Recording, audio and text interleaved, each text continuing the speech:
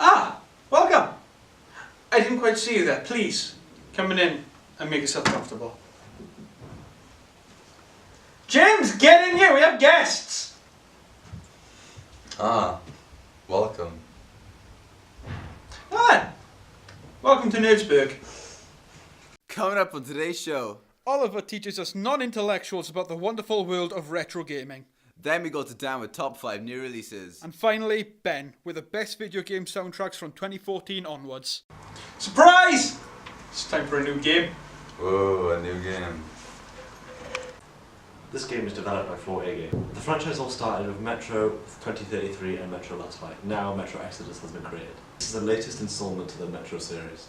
It's got all sorts of content to be discovered, from mutant creatures like the Lurker, terrifying wolves, all the way up to mutant colossal bears. I mean, look at this thing. Before the court comes first, the court will decide if we kill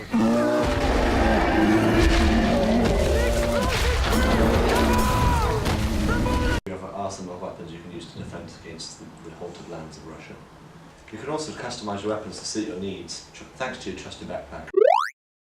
And when I mean customize, I mean you can have things like suppressors, ACOG scopes to your sniper rifle, all sorts.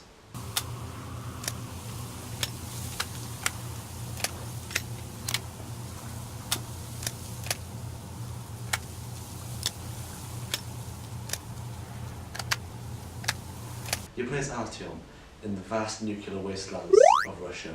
And in these vast lands, you have the opportunity to take choices that can turn to your favour or to your demise. Artyom was born in Moscow just before the nuclear war had started and transformed everything to ruin. Time for some old games. Nostalgia. Hello and welcome to Retro Gaming. We're here to teach you of the games of the past and why someone such as yourself, you're looking quite beautiful today, might enjoy them. Now, what is classified as a retro game? What we've decided on is any game from the 1970s to the 1990s. For example, Super Mario Bros. Or Banjo-Kazooie. Anything from that time period. For today's article, we'll be talking about 3 video games. One for the MS-DOS, one for the Super Nintendo, and one for the PlayStation 1. We hope you stick around for them all.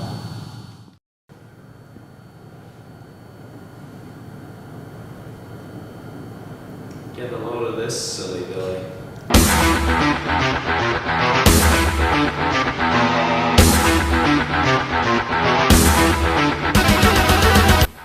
The first game we'll be talking about today is Doom, released for a large number of consoles. id Software began development on Doom in November of 1992, releasing the game on the 10th of December 1993, with 3 episodes, the first, Knee Deep in the Dead, being free to the public as shareware. The other 2 episodes cost £30, which in all fairness was worth the price considering how successful the game was.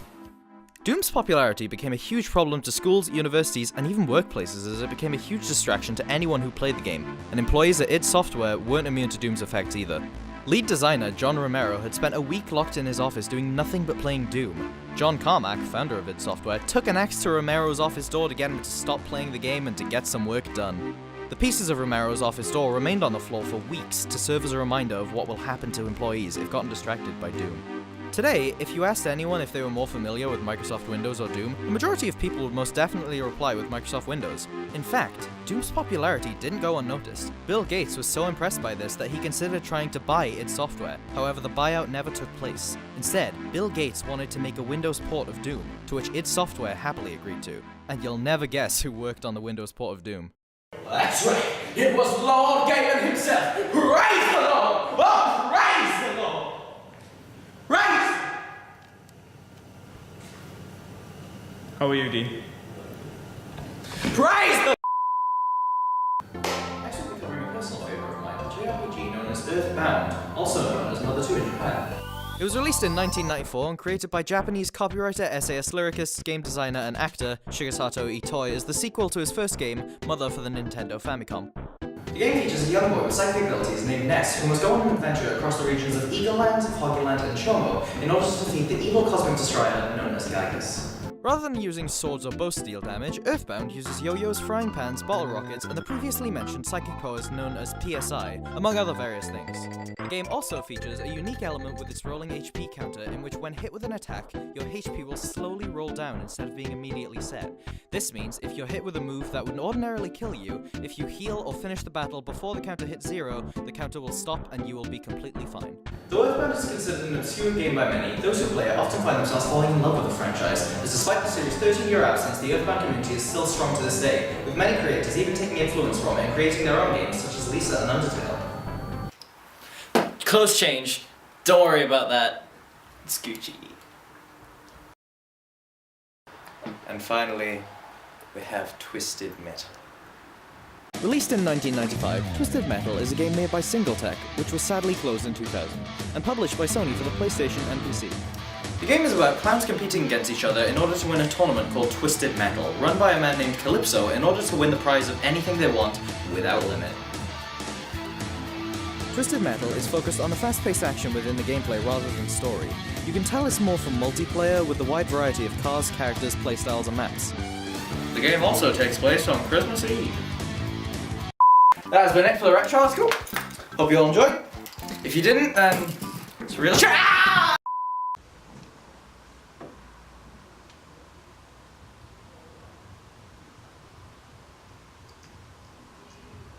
We need some music.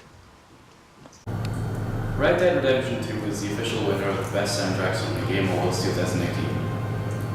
The soundtrack was composed by Woody Jackson, who produces and designs many different musical scores.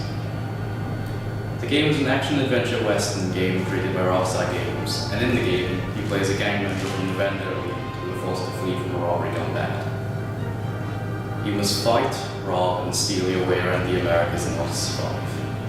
Red Dead Redemption 2 is presented both through third-person and first-person perspectives. In the gameplay, the elements include shootouts, heists, horseback riding, hunting, and maintaining the character's honor system throughout the game. This is done through moral choices and deeds that is not true. There was an online multiplayer release for Red Dead 2 called Red Dead Online. This was released as a beta version in November, so we're still under development. The game broke several records and had the biggest launch in entertainment history. And that concludes this episode of Nerd Speak. We hope you found it insightful. Hope you enjoyed. And that will be a goodbye from us, and we hope to see you next time.